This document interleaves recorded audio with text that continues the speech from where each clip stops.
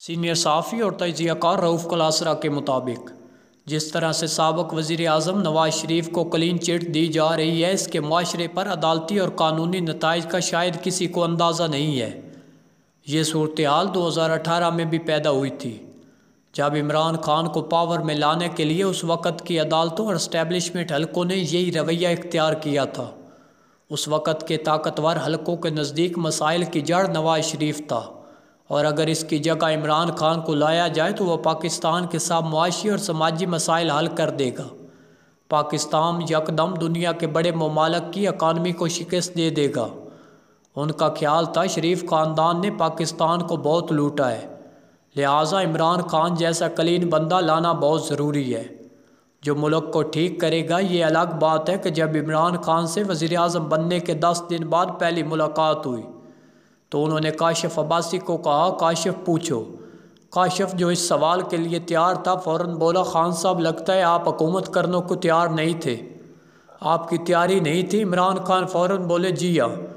کاشف تیار نہیں تھا، مجھے تو پتہ ہی اب چلا ہے کہ ملک کو کتنے بڑے مسائل کا سامنا ہے، بس آپ سب لوگوں نے میرے فیصلوں پر 6 ماہ کوئی تنقید نہیں کرنی، کوئی نیگیٹو خبریں نہیں چھاپنی۔ میں اس وقت حیرانی سے انہیں دیکھ رہا تھا جو 24 سال سے قوم کو تقریریں اور ٹی وی شوز میں بتاتے رہے تھے کہ ان کی کتنی تیاری ہے اور کتنے بڑے قابل لوگوں کی ٹیم ان کے پاس ہے۔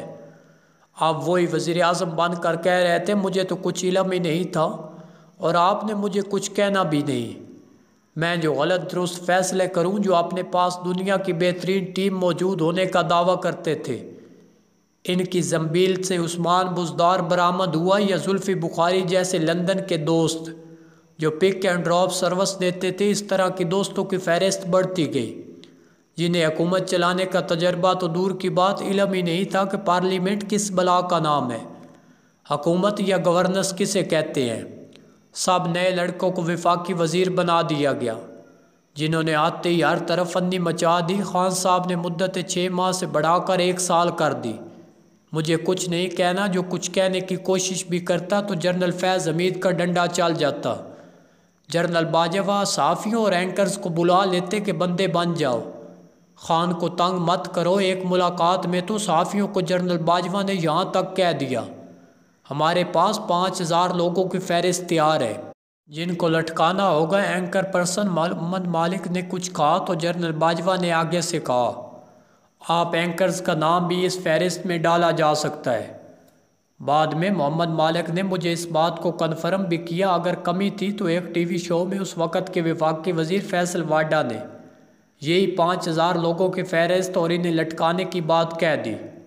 جب وزیر اعظم عمران خان اینکرز کو کہہ رہے تھے کہ ان پر 6 ماہ تنقید نہیں کرنی تو ان کا مقصد تھا کہ وہ عثمان بزدار جیسے کام کر لیں اور کہیں سے کوئی آواز نہ ابھرے، چاہے پورا صوبہ ڈوب جائے۔ اور مزے کی بات ہے کہ عثمان بزدار پر بڑا اعتراض بھی جنرل باجوہ کو ہوا، جہاں سے ان میں دراڑ پڑنا شروع ہوئی۔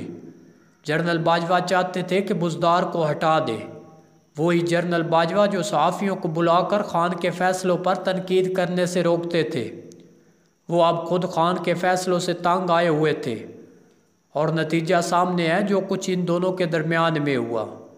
میں تو یہ سمجھ بیٹھا تھا کہ عمران خان ہمیں کہیں گے کہ مجھ پر کوئی رعایت کرنے کی ضرورت نہیں، کھل کر پہلے دن سے میرے فیصلوں کو جج کریں، اچھے ہیں تو تعریف کریں، غلط ہیں تو کھل کر تنقید کریں۔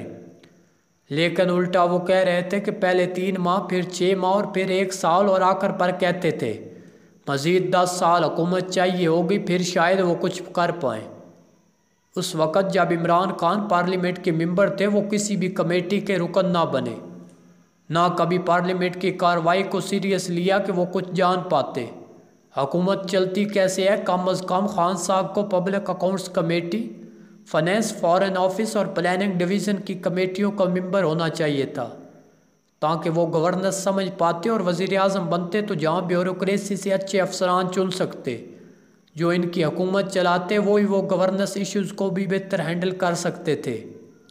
لیکن عمران خان اپوزیشن میں ہوتے ہوئے پارلیمنٹ ہی نہیں جاتے تھے۔ کسی وزیر نے مجھے کہا کہ آپ بار بار یہ بات کرتے ہیں لیکن ان کا پارلیمنٹ کی کمیٹیوں کا ممبر بننا ان کے وقار اور سیاسی قد کے خلاف ہے۔ وہ ویسے ہی دھرنے دے کر بیٹھے تھے، لہٰذا جو سیکھنے کے وقت تھا وہ دھرنے اور گالی گلوچ میں گزر گیا، اور اب وہ وزیر اعظم بن کر کہہ رہے تھے مجھے تو کچھ علم ہی نہیں، لہٰذا مجھ پر ہاتھ ہولا رکھے۔ جو انہیں جس محنت سے لائے تھے اسی محنت سے انہوں نے فارغ کر دیا، اور آج کل وہ جیل میں ورکرز کو تسلیاں دیتے پائے جاتے ہیں۔ یہی کچھ نواز شریف کو لاتے وقت کیا گیا تھا جب انہیں بے نظیر بھٹو کے خلاف کھڑا کیا گیا۔ جنرل اسلم بیگ غلام مصطفیٰ جتوئی کو 1990 کے الیکشن کے بعد وزیر اعظم بنانے کے حق میں تھے، لیکن جنرل حمید گل کی ٹیم کا دل نواز شریف پر آ گیا۔ حالانکہ سب کو علم تھا کہ نواز شریف کی کیپیسٹی ایشوز ہے جو آج بھی جوں کہ توں ہیں، لیکن سوچا گیا کہ وہ تابع دار رہیں گے۔ جنرل حمید گل کو لگتا تھا کہ وہ نواز شریف کے ہاتھوں اگلے آرمی چیف بنیں گے، لیکن الٹا جنرل بیگ اور بعد میں جنرل آصف نواز کو بنایا گیا تو وہ نواز شریف کے دشمن ہو گئے، اور بعد میں عمران خان کو سامنے لانے اور سپورٹ دینے میں یہی بات تھی کہ نواز شریف نے چیف نہ لگایا تھا۔ نواز شریف اکثر آرمی چیف لگاتے وقت میرٹ سے ہٹ کر دیگر عوامل پر غور کرتے تھے، جن میں برادری، قسمیں، قرآن، تعلقات، گارنٹیاں اہم ہوتی تھی۔ لہٰذا کئی سابق جنرل آج ان کے خلاف ہیں جو سینیورٹی لسٹ میں تھے لیکن چیف نہ بنائے گئے۔ خیر، اب نواز شریف بھی واپس آ چکے ہیں۔ 3 دفعہ وزیر اعظم بن کر بھی انہوں نے گورننس سیکھی، نہ شفافیت پر کبھی اعتماد کیا۔ انہوں نے حکومت بھی کاروبار کی طرح چلائی جس میں ان کی فیملی اور بچوں کے کاروبار کو نقصان نہیں ہونا چاہیے۔ نواز شریف اور عمران خان کا ایک جیسا مزاج رہا ہے، دونوں صرف وزیر اعظم بننا چاہتے ہیں، پارلیمنٹ جانا یا گورننس ان کی ترجیحات میں شامل نہیں رہی۔ نواز شریف وزیر اعظم بن کر 400 دن ملک سے باہر رہے تو خان صاحب پارلیمنٹ نہ گئے۔ نواز شریف کی حکومت اسحاق ڈار چلاتے تھے تو عمران خان فرماتے ہیں ان کی حکومت جنرل باجوہ چلاتے تھے۔ اندازہ اس بات سے کریں کہ جو جلسے اور جلوسوں اور ٹی وی پر بلند آنگ وعدے کرتے تھے وہ اپنی حکومت ڈار اور باجوہ کے حوالے کر کے مزے سے زندگی گزار رہے تھے۔ ایک بات طے ہے کہ جس طرح عمران خان کو لایا گیا اور ان کے لیے ہر شے تہس نہس کی گئی، اسی طرح اب نواز شریف کو لایا جا رہا ہے، تو تسلی رکھیں نتائج بھی وہی نکلیں گے۔ نہ عمران خان کو لانے کے لیے قانون قاعدے کی پرواہ کی گئی اور نہ ہی اب نواز شریف کو لاتے وقت کی جا رہی ہے۔ ایک جیسے حالات میں وزیر اعظم بنوانے کا نتیجہ بھی وہی ہوگا۔ جب کوئی نیا کام نہیں ہو رہا تو نیا نتیجہ کیسے نکلے گا؟